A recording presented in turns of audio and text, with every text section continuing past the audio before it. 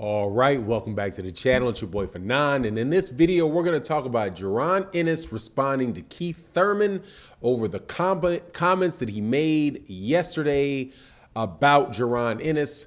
Let's do that in this video.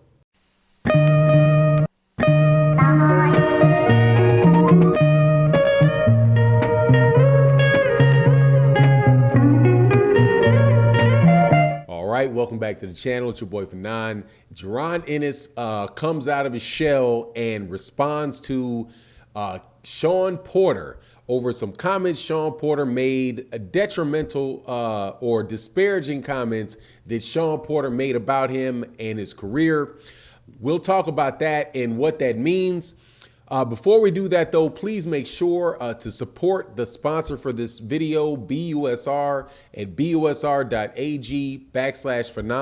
The Super Bowl's coming up this weekend, and for every dollar that you bet, every wager that you bet on the Super Bowl, you will get $10 put back into your account at the end for every touchdown scored in the Super Bowl. So make sure you guys take advantage of that perk.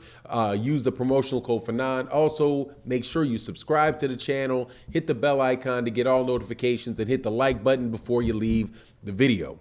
All right, man, so let's get this, man. I like this back and forth kind of smack talking stuff, but Shawn Porter yesterday on the Porter podcast was uncharacteristically savage in the way that he talked about Jaron Ennis and the credit that Jaron Ennis is getting by a lot of the boxing world. Now, if you're not familiar who Jaron Ennis is one of the up-and-coming welterweights, best up-and-coming welterweights, the best up-and-coming fighters that there are in the world, in my opinion. People like Shawn Porter himself, Errol Spence, Terence Crawford, Floyd Mayweather Jr., different commentators, all talk, Danny Garcia, all talk about Boots being the future of the 147-pound division. Shawn Porter himself said that this guy may be the closest thing we've seen to Roy Jones Jr. since Roy Jones Jr. was fighting, right? However, Shawn Porter yesterday on his podcast changed his tune up and said that Jaron Ennis, in his opinion, was overrated and getting too much credit for what he's been doing. Now, Jaron Ennis, for his part, came out and responded and said, wow, all of a sudden, I'm going to paraphrase this. He's like, wow, man, before, you didn't want to fight me. I was ready. I was there, and now I'm overrated. It's easy for you to say that when you're retired. How about you come out of retirement and fight me and show these people that I'm overrated, right? Something that Shawn Porter, without a doubt, is not going to do, because Shawn Porter is not going to win that fight. Now, the question is Jaron Ennis overrated? Now, what Shawn Porter said was that he believed that people were overrating Jaron Ennis because of the extent to which they were taking it, and saying that pretty much everybody that you put in the ring with Jaron Ennis is going to get beat by Jaron Ennis. Terence Crawford's going to get beat by Jaron Ennis. Thurman's going to get mopped, or they say mopped, not just beat, right? Just saying that it's not even going to be a close fight, that Jaron Ennis is going to blow away every guy in 147 pounds. Now, for me, I can appreciate where Shawn Porter is coming with that, even though I'm a big fan of Jaron Ennis. A lot of fans do that, where they say that like every fight that they bring up, that you bring up about their favorite fighter, is just a dog walk. It's going to be easy. There's no way this guy can beat him. And I got to admit, man, even for me, that gets a little bit old, because most very, very good fights are not blowouts like that. And that's just how it is in professional sports, period. You don't really have that big a gap between guys at the upper level, right? So somebody would say, for example, that Jaron Ennis is just going to blow away Terence Crawford. There's nothing Terence Crawford can do in the ring with him, that it's going to be a one punch. It's going to be a two-round knockout. 2 round knockouts in which Jaron Ennis is going to slip every punch, land every punch, knock Terence Crawford down 6 times, do pirouettes, laugh at him, drink coffee in the corner, all of that type of stuff, man. It's just, it's just a little bit too far, man, because it's probably not going to play out like that.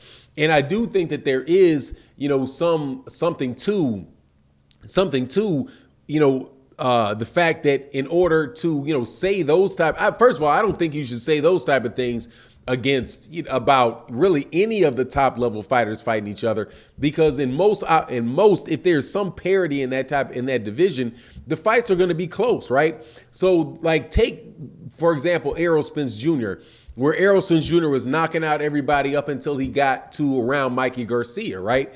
So then he fights Mikey Garcia. Now, don't get me wrong, he mops Mikey Garcia, beats Mikey Garcia every round, but, the knockout doesn't come. He fights Shawn Porter. It's a closer fight with Shawn Porter. Errol Spence wins it. I do believe it was a split decision, right? He beats Danny Garcia, but he doesn't knock Danny Garcia out, right? So you got people who I believe are hating on Errol Spence, saying, oh man, the guy can't punch. He can't do this. He's overrated, this and that, because he's not getting those, because he's not knocking out everybody. Well, if you look at Floyd Mayweather Jr., same thing happened with Floyd Mayweather Jr. when he got to 147, and when he's fighting top guys. He's not knocking out all of the top guys that he's fighting. He didn't knock out Jose Luis Castillo. He didn't knock out Juan Manuel Marquez. He didn't knock out Manny Pacquiao. Right? He didn't knock out.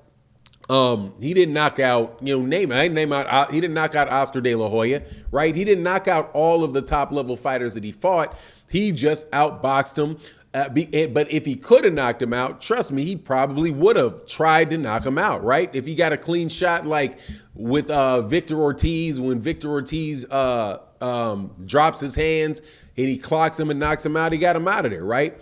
But that type of, there is that when you're at that upper level, not everybody, you're not going to get knockouts all the time, right? Unless, some of these guys up in the heavyweight division can do that, it can carry a little bit further because people have bigger punching power, right? But even then, with guys like Mike Tyson, guys like Mike Tyson, who's a knockout puncher, Lennox Lewis, not all these guys knock everybody out, man.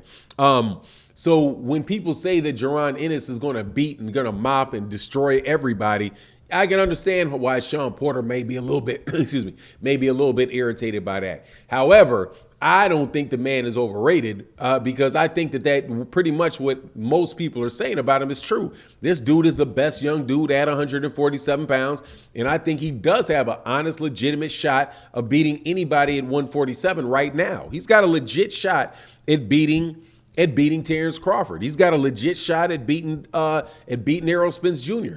It's not, if he gets in the ring with those dudes, those guys got to be prepared, and they may come out. Those two dudes may come out with an L fighting this young man. He really is that skilled. He really is that developed. He really is that talented. But if Shawn Porter, it is easy for Shawn Porter to sit out on the sideline and say that, when Shawn Porter was originally saying, look, man, I'm not going to fight that young dude, right? So if you're not willing to get in the ring with him, and you very well could, ain't no problem with you at all. You could get that fight. Maybe you shouldn't say too much about it, man. If it's a guy you said yourself you're not willing to fight, But anyway, that's my take on the matter. You let me know what you think in the comment section. And with that, I'm out. Peace.